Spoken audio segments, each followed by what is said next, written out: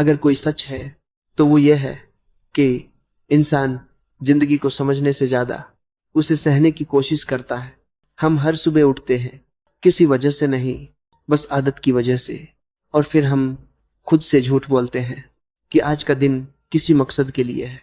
पर अगर सच में पूछा जाए तो ज्यादातर लोग ये नहीं जानते कि वे किस लिए जी रहे हैं।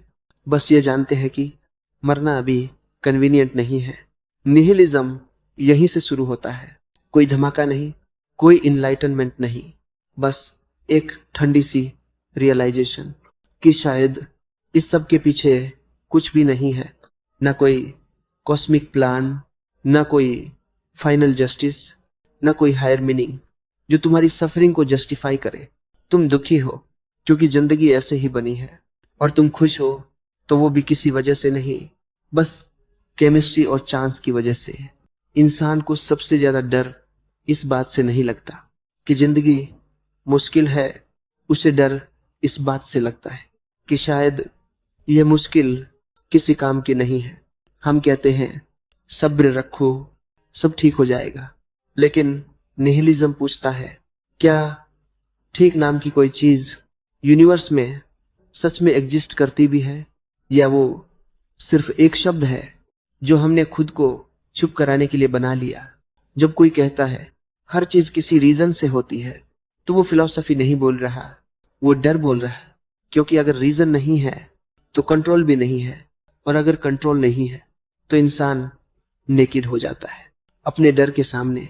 निहिलिज्म कंफर्ट नहीं देता, ये तुम्हें गले नहीं लगाता, ये तुम्हें ये नहीं कहता कि सब ठीक हो जाएगा।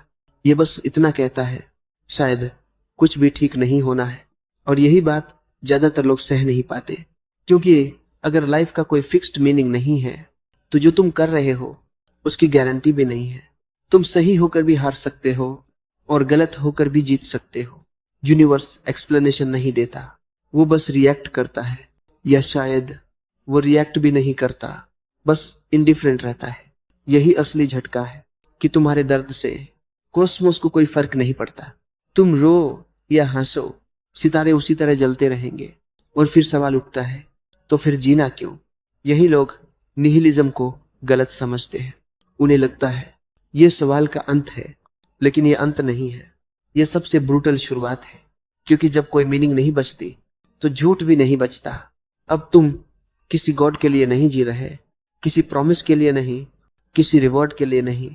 अब अगर तुम जीते हो तो सिर्फ इसलिए कि तुमने चुना है, और यह चॉइस सबसे भारी होती है। क्योंकि अब अगर तुम्हारी जिंदगी बेकार है तो उसकी जिम्मेदारी भी तुम्हारी है। तुम किसी को ब्लेम नहीं कर सकते, ना सोसाइटी, ना पेरेंट्स, ना फेट। निहिलिज्म इंसान को तोड़ता नहीं, वो मास्क तोड़ता है। और मास्क टूटने के बाद जो चेहरा दिखता है वो हमेशा सुंदर नहीं होता, लेकिन वो सच होता है। अब तुम हंसते हो तो फेक मोटिवेशन की वजह से नहीं। अब तुम काम करते हो तो सक्सेस की डेफिनेशन के लिए नहीं। अब तुम कुछ भी करते हो तो सिर्फ इसलिए कि तुम्हें करना है। और अगर तुम कुछ नहीं करते तो वो भी उतना ही वैलिड है। निहिलिज्म ये नहीं कहता कि जिंदगी बेकार है, ये कहता है जिंदगी न्यूट्रल है, तुम उसे जो मीनिंग दोगे वो उतनी ही होगी। और अगर तुम कोई मीनिंग नहीं देते तो भी यूनिवर्स को कोई ऑब्जेक्शन नहीं है। शायद यही सबसे डरावनी और सबसे ईमानदार फ्रीडम है, जहां कोई तुम्हें बचाने नहीं आने वाला, जहां कोई तुम्हें गलत भी नहीं कहेगा। सिर्फ तुम हो और वो खालीपन जिसे तुम भागते रहे। और अगर तुम उस खालीपन के सामने भागे बिना खड़े रह सको तो शायद, बस शायद, वहीं से तुम्हारी असली जिंदगी शुरू होती है।